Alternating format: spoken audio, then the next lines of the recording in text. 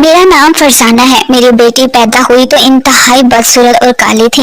اس سے پہلے میری 2 بیٹیاں اور 1 بیٹا پیدا ہوا تھا، مگر میرے پہلے تینوں بچے بہت ہی خوبصورت اور سفید رنگت کے تھے۔ جب اس بار میری بیٹی پیدا ہوئی تو اسے دیکھ کر میرا تو دل ہی جل گیا تھا۔ میرا دل تو اسے اٹھانے یا بلانے کو بھی نہیں چاہتا تھا۔ اس کی پرورش بھی میں نے اپنی ایک ملازمہ سے کروائی تھی۔ ایک دفعہ جب وہ بہت چھوٹی تھی تب سیڑھیوں سے گر پڑی۔ اس کی طرح کسی میں بھی توجہ نہیں تھی، بلکہ میری باقی اولاد ساری کی ساری اپنے کاموں میں مصروف رہی۔ وہ اکیلے ہی کافی دیر تک روتی رہی۔ جب رو رو کر تھک گئی تو خود ہی اٹھ کر کھڑی ہوئی اور آنسو پونچھتے ہوئے اندر کمرے میں چلی گئی۔ میں یہ سارا کچھ خود اپنی آنکھوں سے دیکھ رہی تھی۔ میرے دل میں ایک دفعہ بھی یہ خیال نہیں آیا کہ یہ بھی تو میری بچی ہے، اسے بھی تو میں نے ہی پیدا کیا ہے، میں کچھ تو اس کا خیال کروں۔ بلکہ میں تو ایک ماں ہوتے ہوئے بھی ایسے انجان بنی رہی کہ ذرا بھی اس کی جانب توجہ نہیں دی تھی۔ وقت گزرتا گیا اور میری ساری اولادیں جوان ہو گئی۔ میری اولادیں جیسے ہی پڑھائی سے فارغ ہوئیں تو ان کے رشتے آنا شروع ہو گئے اور ایک ایک کر کے سب کی شادی ہو گئی، سوائے میری بدصورت بیٹی اور بیٹے کے۔ میری 2 بیٹیاں اپنے گھروں میں راج کر رہی تھی اور اب اس چھوٹی کی شادی کی فکر مجھے دن رات اندر سے کسی بھیم کی طرح کھائے جا رہی تھی۔ 3 دفعہ میں نے اس کے ابا سے بات کی کہ آپ کوشش کریں کہ اس کا کہیں خاندان میں ہی رشتہ ہو جائے۔ وہ میری طرف رحم بھری نظروں سے دیکھتے اور کہتے بس تم دعا کر دیا کرو۔ میں ان سے زیادہ بحث نہ کرتی کیونکہ میں جانتی تھی کہ آج کل لوگوں کے معیار کس قدر اونچے ہو گئے ہیں۔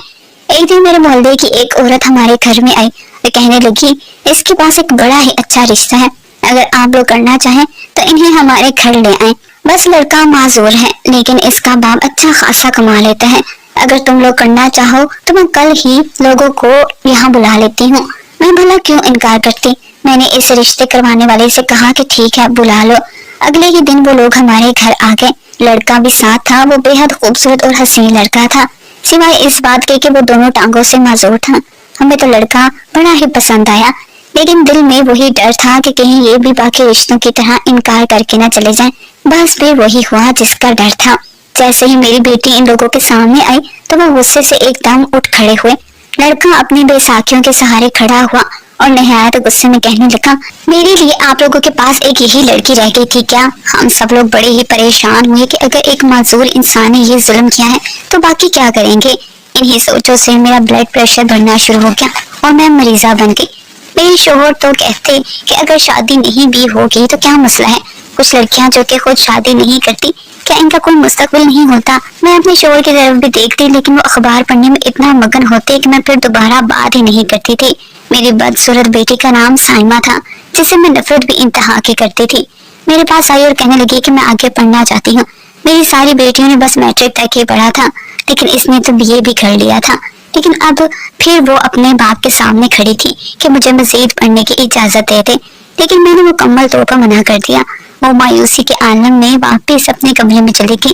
دوسری طرف آج کل میرے بیٹے ارشد پر امریکہ جانے کا بھوت سوار تھا۔ وہ کسی بھی طریقے سے امریکہ جانا چاہتا تھا۔ ایک دن اپنے بابا سے کہنے لگا کہ میں امریکہ جانا چاہتا ہوں، یہاں کچھ بھی نہیں ہے۔ وہ اپنی دادی کا بے حد لاڈلا تھا۔ دادی نے بنا کچھ سوچے سمجھے اسے 1 ہی منٹ میں اجازت دے دی۔ تب میں نے خوب احتجاج کیا لیکن میرے احتجاج سے کیا ہوتا۔ اس نے جلدی سے ساری تیاری مکمل کی اور میرا پیارا بیٹا ارشد 1 ہفتے کے اندر اندر ہی امریکہ چلا گیا۔ میں اس کی جدائی میں بے حد اداس رہنے لگی۔ ایک دن میری طبیعت کچھ بگڑ گئی، تب میری چھوٹی بیٹی سائمہ نے میری بڑی خدمت کی لیکن میں نے اسے منہ نہ لگایا۔ کچھ دنوں تک میری طبیعت کچھ بہتر ہوئی۔ رشتے کرانے والی ایک دفعہ پھر میرے پیچھے پڑ گئی کیونکہ جب سے ارشد امریکہ گیا تھا ہمارے گھر میں دولت کی ریل پیل ہو گئی تھی۔ اس رشتے والی کے سامنے میں نے ہاتھ جوڑ دیے اور کہا کہ سائمہ کی شادی کہیں بھی کروا دو، میں تمہیں ڈھیروں پیسے دوں گی۔ مجھے تسلی دیتے ہوئے وہ چلی گئی۔ کچھ ہی دیر بعد میری ساس بھی اپنے کمرے سے باہر نکل آئی اور مجھے تسلیاں دینے لگی۔ میں نے ان سے کہا کہ اماں آپ ہی تو کوئی وظیفہ بتائیں جو میں کروں اور سائمہ سے ہم سب کی جان چھوٹ جائے۔ ایک دم سے مجھے کہا کہ بہو اتنی نفرت بھی ٹھیک نہیں ہوتی۔ میں نے اپنی ساس کی آنکھوں میں کچھ اداسی دیکھی تو ان سے پوچھنے لگی کہ کیا بات ہے، آپ ایک دم سے اتنی سنجیدہ کیوں ہو جاتی ہیں؟ وہ میری بات کا جواب دیے بنا ہی آگے کی طرف بڑھ گئی۔ بس اتنا کہا کہ مجھے ایسا لگتا ہے کہ کچھ بہت برا ہونے والا ہے۔ میرا دل بڑے ہی زوروں سے کانپ اٹھا تھا۔ بھلا ایسا بھی کیا برا ہونے والا ہے؟ میری کئی دفعہ میرے پوچھنے پر بھی وہ کچھ نہیں بتاتی تھی، بس خاموشی کا لبادہ اوڑے کئی دن تک کمرے سے باہر ہی نہ نکلتی۔ میں اکثر ایک بات نوٹ کرتی کہ میری ساس جب بھی کمرے میں جاتی تو وہ ایک صندوق کو کھول کر بیٹھی ہوتی، پھر کچھ یاد آنے پر جلدی سے اٹھتی ہوں اور پھر دروازے کی کنڈی جلدی سے لگاتی، پھر آس پاس دیکھتی اور اس صندوق کو دھیرے سے کھولتے ہوئے اس میں سے ایک بڑا سا پیکٹ نکالتی اور پھر ان کو چومنا شروع کر دیتی۔ میں نے بہت دفعہ دیکھنے کی کوشش بھی کی اور اپنے میاں سے بھی پوچھا، وہ بھی کوئی اور ہی بات شروع کر کے بیٹھ جاتے۔ میری 2 بڑی نندیں بھی تھیں جو کہ دوسرے شہروں میں رہتی تھی، وہ بڑی دیر کے بعد چکر لگایا کرتی تھی۔ اس دفعہ جب میری ساس کی حالت سنبھل ہی نہیں رہی تھی تو میں نے اپنے شوہر کو کہہ کر اپنی نندوں کو یہاں اپنے ہاں بلا لیا۔ جس رات دونوں گھر آئیں میرے شوہر کی اچانک طبیعت خراب ہوئی، وہ ایک دم سے ہمیں چھوڑ کر اس دنیا سے چلے گئے۔ یہ سب کچھ اس قدر اچانک ہوا کہ میں تو کافی دنوں تک اس صدمے سے باہر نہیں نکلی۔ جب وہ آخری وقت پر تھے تو اماں سے کہنے لگے کہ اسے کہنا مجھے معاف کر دیں، کیونکہ میں نے کبھی بھی اسے آج تک سکھ دینے کی کوشش نہیں کی۔ مجھے ان کی اس بات کی سمجھ ہی نہیں آئی تھی۔ میری دونوں نندیں اس وقت اماں کے آس پاس بیٹھی رہتی۔ جب میری ساس کی طبیعت خراب ہوتی تو میری دونوں نندیں اپنی ماں کو ایک ہی بات کہتی کہ آپ نے ایک دفعہ پھر سے ماسی کو گلے لگا لیا ہے، اس لیے تو آپ کی طبیعت اتنی خراب ہو رہی ہے۔ اماں جی نے بیٹے کی موت کا بھی بے حد اثر لیا تھا، لیکن ان کا وہ صندوق ان کی زندگی کا بہت بڑا حاصل تھا۔ ماضی میں ایسا کیا ہوا تھا میں بہت سوچتی رہتی، لیکن مجھے کوئی کچھ بھی نہیں بتاتا تھا۔ میری نندیں آئی ہوئی تھی، میں چاہتی تھی ان کی موجودگی میں ہی سائمہ کے فرض سے فارغ ہو جاؤں۔ جس رشتے والی سے میں نے یہ بات کی ہوئی تھی اس نے آج شام کو آنا تھا۔ جیسے ہی وہ میرے گھر میں آئی تو کہنے لگی، باجی ایسا رشتہ لائی ہوں کہ آپ بھی دھنگ رہ جائیں گی۔ میں نے کوئی توجہ نہیں دی تھی، سب کچھ ہی میری بڑی نندوں نے طے کیا تھا۔ کہنے لگی کہ وہ لوگ کل آئیں گے اور آپ کو پھر بتائیں گے، اور پھر میں نے کچھ اچھے کھانے بنا لیے۔ لڑکا اس قدر حسین اور دولت مند تھا کہ میں نے رشتے کروانے والے سے کہا کہ تم کس کا رشتہ لے آئی ہو؟ تو وہ کہنے لگی کہ باجی نہ جانے یہ لوگ اتنے باضد کیوں تھے۔ وہ کہنے لگے کہ باجی ہمیں آج ہی لڑکی والوں کے گھر لے چلو۔ لڑکے کی ماں نہیں آئی کیونکہ وہ شرعی پردہ کرتی تھی۔ ایک لڑکا آیا اور اس کے ساتھ اس کی ایک پھپھو آئی تھی۔ جیسے ہی میری بدصورت بیٹی سائمہ ان کے سامنے کی تو لڑکے نے اٹھ کر تعظیم سے استقبال کیا اور وہ اسے ان کی نظر میں پسند کر چکا تھا۔ میں تو ایک دم سے حیران ہو رہی تھی۔ خیر ہم لوگ بھی ان کے گھر گئے، میری بیٹی کی ہونے والی ساس سامنے آئی کچھ ہی دیر کے لیے، وہ بھی مکمل پردے میں۔ ہم لوگ بڑے ہی حیران ہو رہے تھے کہ اس قدر امیر گھر میں میری بیٹی جا رہی ہے۔ لڑکے والوں کو شادی کی جلدی تھی، اس لیے 1 ماہ کے اندر اندر شادی کر دی گئی۔ میری کالی کلوٹی اور بدصورت بیٹی کے لیے ایسا رشتہ کسی بھی نعمت سے کم نہیں تھا۔ ہم نے اس کی شادی کی اور پھر کبھی بھی پلٹ کر خبر نہ دی۔ اب تو مجھے بس اپنے بیٹے کی شادی کرنی تھی، جیسے کہ ہر ماں کی خواہش ہوتی ہے کہ وہ جلد از جلد اپنے بیٹے کے سر پر صحرا دیکھے، لیکن میرا بیٹا تو اس طرف آتا ہی نہیں تھا۔ میں نے جب ارشد کو جذباتی بلیک میلنگ کرنا شروع کی تو وہ بھی آگے سے کہنے لگا کہ اگر کسی نے مجھے بہت زیادہ تنگ کیا تو وہ یہ دنیا ہی چھوڑ دے گا۔ آخر کار مجھے ہی ہتھیار ڈالنے پڑے۔ گھر میں گہرا سناٹا تھا۔ میری ساس اپنے کمرے میں ہوتی تھی۔ ایک دن میری بڑی بیٹی گھر آئی اور کہنے لگی، امی ہم سب لوگ باہر کے ملک میں جا رہے ہیں۔ اس کی بات سن کر میرے پیر تو زمین پر ہی نہیں لگ رہے تھے۔ ڈھیروں دعاؤں کے ساتھ میں نے بیٹی کو رخصت کیا۔ میری بڑی دونوں بیٹیاں بڑے ہی اچھے گھروں میں گئی تھی، میں ان دونوں کی خبر ضرور رکھتی تھی۔ میری بڑی بیٹی اپنے شوہر اور 2 بچوں کے ساتھ امریکہ جا رہی تھی۔ اس کی فلائٹ اسلام آباد سے تھی۔ ابھی فلائٹ میں کچھ وقت باقی تھا کہ وہ مجھے کہنے لگی کہ میں نے سامنے سڑک پر ایک لڑکے کو چلتے ہوئے دیکھا ہے، وہ ہو ارشد بھائی جیسا تھا۔ پہلے تو میں یہی سمجھتی تھی کہ یہ کوئی اور ہے، لیکن جب میرے بچے ماموں ماموں کہہ کر پکارنے لگے تو میں نے بھی توجہ دی، وہ واقعی ارشد تھا۔ لیکن ایسے کیسے ممکن تھا، کیونکہ ارشد امریکہ میں ہوتا تھا۔ جیسے ہی میں نے یہ سب سنا تو فوراً سے اپنی ساس کو بتایا کہ اس کا وہم ہے۔ میری بیٹی کہنے لگی کہ میری آنکھیں دھوکہ نہیں کھا سکتی، میں نے خود ارشد کو ایک لڑکی کے ساتھ آتے ہوئے دیکھا ہے، اور سب سے بڑھ کر اس لڑکی نے ایک چھوٹے سے بچے کو بھی اٹھایا ہوا تھا۔ یہ سب سن کر میرا داماد ہنسنے لگا اور کہنے لگا، امریکہ جانے کی خوشی میں تمہیں ہر طرف اپنا بھائی نظر آ رہا ہے۔ وہ اسی بات پر ہنستے ہوئے آگے کی طرف نکل گئے۔ میری بیٹی اور داماد اپنے بچوں کے ساتھ امریکہ پہنچ چکے تھے۔ ایک ہوٹل میں کمرہ بک تھا۔ وہ تو چاہتے ہی سب بے حد تھک گئے تھے، اس لیے آرام کی غرض سے جلدی سو گئے۔ جب سو کر اٹھے تو کافی تازہ دم تھے۔ میرا داماد کہنے لگا کہ کچھ دیر کے لیے باہر جاتے ہیں، میرے ایک دوست نے مجھے گاڑی بھی کچھ دیر کے لیے بھجوائی ہے، پھر اس کے بعد ارشد سے بات کرتا ہوں۔ میرے داماد نے ارشد کو فون کیا تو اس نے بتایا کہ میں ابھی آفس میں ہوں، کچھ ہی دیر تک واپس آ کر آپ سب سے ملتا ہوں۔ اب کچھ میری بیٹی کو بھی سکون ہو چکا تھا کہ اس کا بھائی یہی امریکہ میں ہے۔ کچھ دیر کے بعد ہم لوگ گھر سے باہر نکلے تو ارشد ہمیں باہر ہی ملنے کے لیے آ گیا۔ میری بیٹی کہنے لگی کہ جب ارشد ہمیں ملا تو میں نے اسے بڑے ہی غور سے دیکھا، تب میں ایک دم اچھل پڑی کہ اس نے وہی سوٹ پہن رکھا تھا جو کہ پاکستان میں پہنا ہوا تھا۔ بڑی بیٹی نے جب پاکستان فون کیا تو مجھے سب کچھ بتا دیا۔ میں نے اسے سمجھایا کہ تم انجوائے کرنے گئی ہو وہ کرو۔ وہ بیچاری میری یہ بات سن کر حیران تو بہت ہوئی، لیکن جب میں نے غور کیا تو محسوس ہوا کہ واقعی کچھ تو گڑبڑ ضرور ہے۔ خیر میں نے اپنے ذہن سے ساری باتیں نکال دی اور کہا کہ میرا بیٹا ایسا کبھی ہو ہی نہیں سکتا کہ میری نافرمانی کرے یا پھر کچھ ایسا کرے۔ لیکن کچھ ہی دنوں کے بعد میری بیٹی کی کال آ گئی اور وہ کہنے لگی اماں میں نے یہاں بھی ارشد بھائی کو ایک لڑکی کے ساتھ دیکھا ہے، وہ بڑے ہی خوش لگ رہے تھے، لیکن اماں ان کے ساتھ جو لڑکی تھی وہ انتہائی بدصورت تھی اور بھائی اس کے ساتھ اس قدر خوشگپیوں میں مصروف تھے جیسے وہ ان کی بیوی ہو۔ یہ کیا اول فول بکے جا رہی ہو؟ جانتی ہو کہ امریکہ کا کتنا کھلا ماحول ہے، وہاں پر لڑکے لڑکیوں کا میل ملاپ کوئی بری بات نہیں۔ اب تم بھی ایسی سوچوں کو ذہن سے جھٹک دو اور مجھے بھی سکون سے رہنے دو۔ میری بات کا واقعی اس پر بہت گہرا اثر ہوا تھا۔ کافی دنوں تک مجھے پھر کوئی ایسی کال نہیں آئی۔ ادھر میں نے بھی اللہ کا شکر ادا کیا، لیکن ایک بات ہمیشہ ہی مجھے تنگ کرتی تھی، ارشد شادی کے نام پر اتنا چڑ کیوں جاتا ہے؟ کہیں کوئی واقعی اسے پسند تو نہیں؟ یہ سوچتے ہوئے بھاگ میں اپنی ساس کے کمرے میں گئی۔ جیسے ہی میں کمرے میں داخل ہونے لگی میرے قدم وہیں پر جم گئے۔ تم واپس آ جاؤ، بس ایک دفعہ واپس آ جاؤ، میرے دل کو کچھ سکون مل جائے گا۔ 45 سال بیت گئے ہیں تمہاری صورت کو ترستے ہوئے، صرف ایک دفعہ مجھے آ کر مل جاؤ، بس ایک دفعہ۔ اور ساتھ میں ہی اماں کے آنسو بہتے جا رہے تھے، وہ ٹیشو سے بار بار آنکھیں صاف کرتی تھی۔ یہ سب کچھ مجھ سے برداشت نہیں ہوا اور میں جلدی سے کمرے میں گئی۔ جیسے ہی انہوں نے مجھے دیکھا تو فون کو ایک طرف رکھ دیا۔ میں کہنے لگی تم یہاں کیا کر رہی ہو؟ اماں جی آپ کیوں رو رہی ہیں؟ میں نے بے ساختہ پوچھا۔ ارشد یاد آ رہا ہے، کب سے گیا ہوا ہے، پلٹ کر نہیں آ رہا۔ پتہ بھی ہے کہ دادی کس قدر اداس ہو جاتی ہیں۔ اماں جی میں ابھی تو یہی بات کرنے آئی ہوں کہ آپ ہی ارشد کو واپس بلوائیں اور اسے سمجھائیں، اب اس کی شادی کر دینی چاہیے۔ میری ساس کہنے لگی ہاں میں اسے مناؤں گی، وہ جلدی واپس آئے تاکہ ہم اس کی شادی کر دیں۔ ساری باتیں ایک طرف، لیکن میں ارشد کی وجہ سے واقعی اب بے حد پریشان رہنے لگی تھی۔ اسی شام میں دروازے پر دستک ہوئی۔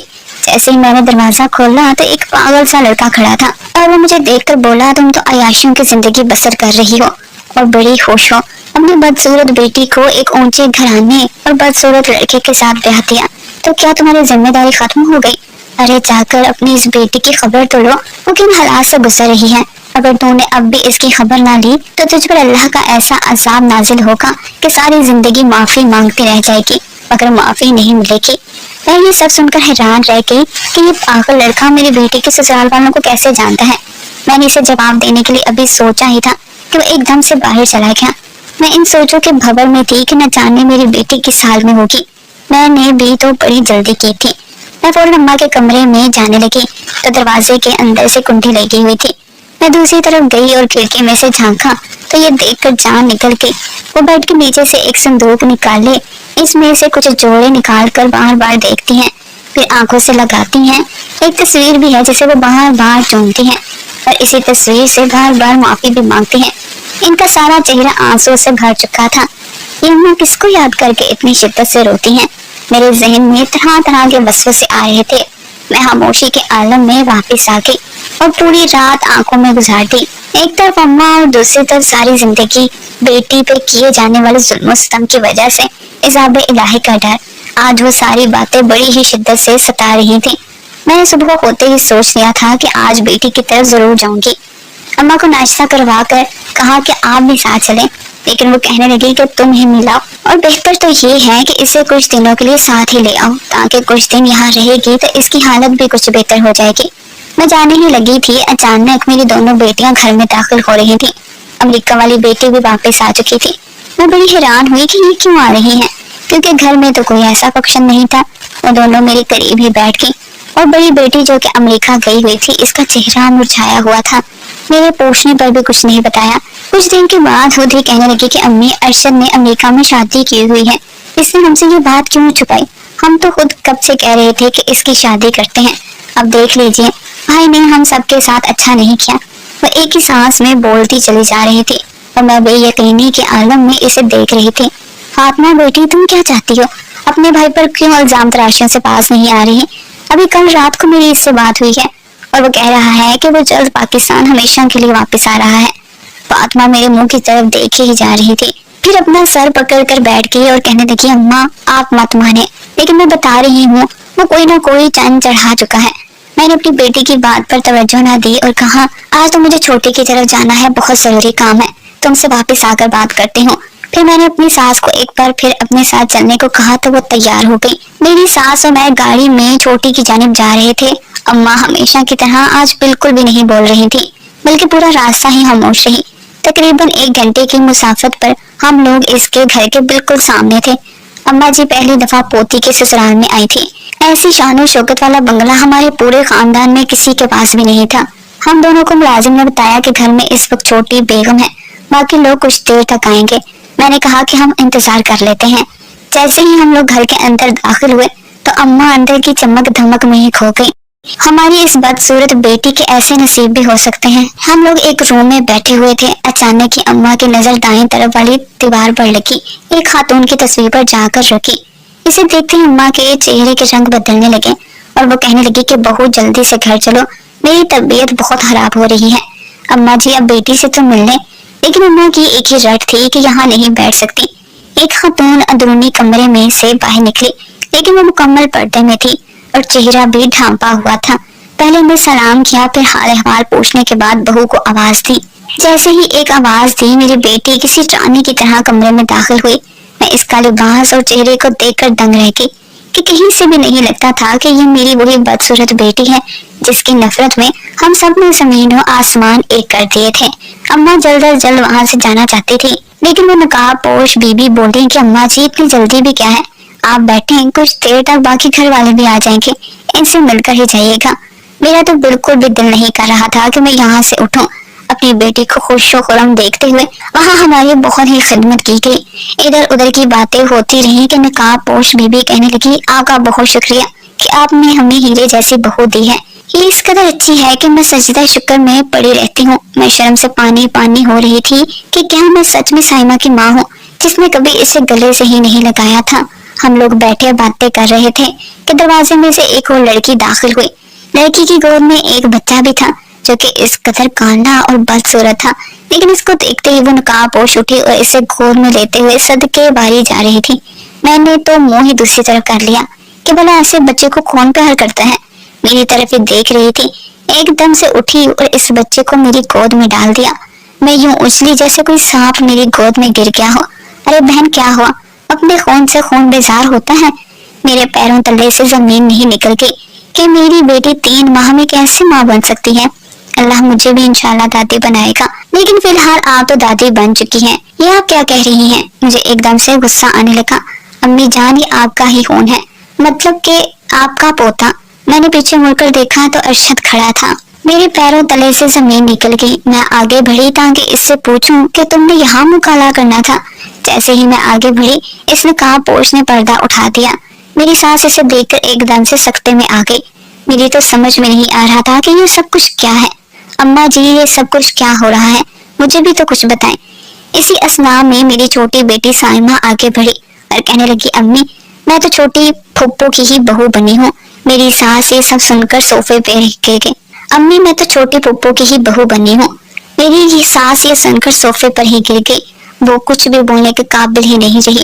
ایک دم سے یہ سب سنتے ہی وہ ماضی کے کھلے دریچوں میں چلی گئی۔ میری ساس بتانے لگی کہ کئی سال پہلے جب فائقہ پیدا ہوئی میری پوری اولادوں میں سے یہ سب سے زیادہ بدصورت اور انتہائی کالی کلوٹی ایسی بدصورت لڑکی مجھے کسی بھی صورت میں قبول نہیں تھی۔ ہمارے ڈرائیور کی کوئی اولاد نہیں تھی۔ اس نے جب دیکھا کہ ہم اپنی اس بیٹی کے ساتھ برا سلوک کرتے ہیں، اس نے مجھ سے فائقہ کو مانگ لیا اور اپنی بیٹی بنا لیا۔ بس پھر ہمارا اس ڈرائیور سے بھی کبھی کوئی رابطہ نہیں ہوا۔ جب سانس چپ ہوئی تو میرا بیٹا ارشد بول پڑا، کہنے لگا پھر میں نے رابطہ کیا اپنی اس پھپھو سے، اور وہ ایسے کہ میری اس پھپھو کی بیٹی جو بالکل اپنی ماں کی ہم شکل اور بدصورت تھی، یونیورسٹی میں میرے ساتھ پڑھتی تھی اور ہم نے ایک دوسرے کو پسند کر کے شادی کر لی تھی۔ وہ مجھے بے حد اچھی لگتی تھی کیونکہ دل تو کسی پر بھی آ سکتا ہے، بس میرا دل بھی آ گیا۔ پھر میں دادی کا بے حد لاڈلا ہونے کی وجہ سے ان کے کمرے میں موجود تمام اشیاء سے باخبر تھا۔ ایک دن میں نے صندوق میں تمام تصویریں اور کپڑے دیکھ لیے تھے، لیکن ہمارے گھر میں تو خوبصورتی کو ہی ترجیح دی جاتی تھی، اس لیے مجھے علم تھا دنیا ادھر سے ادھر ہو جائے گی، آپ لوگ کبھی بھی میری بات نہیں مانیں گے۔ اس لڑکی سے شادی کر لی، چھپ کر نہیں بلکہ اپنی پھپھو کی مرضی سے۔